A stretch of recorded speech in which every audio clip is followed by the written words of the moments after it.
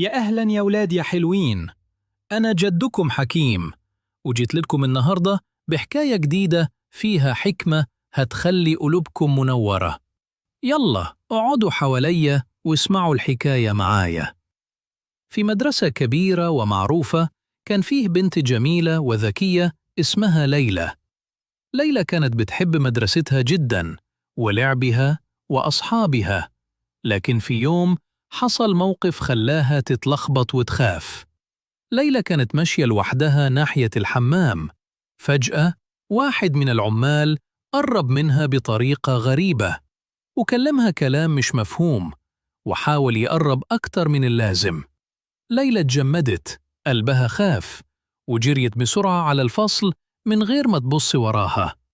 لكن طول اليوم كانت ساكتة، مش بتضحك زي كل مرة.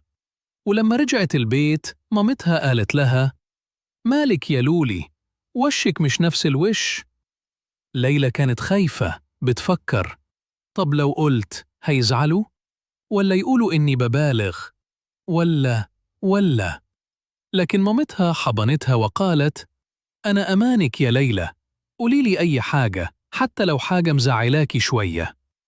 وقتها دموع ليلى نزلت وحكت كل اللي حصل.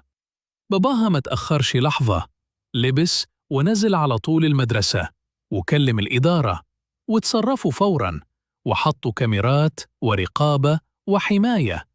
والعامل اتشال من المدرسة وبقوا يراقبوا المكان كويس جداً.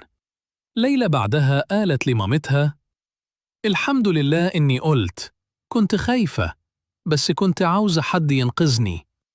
مامتها قالت لها بكل حب: شاطرة يا ليلى، اسمعوا يا ولاد، لو أي حد قرب منكم بطريقة تضايقكم أو لمسكم من غير إذن أو قال كلام يخوفكم، قولوا لباباكم ومامتكم فوراً، انتوا مش غلطانين، واللي يغلط يتحاسب.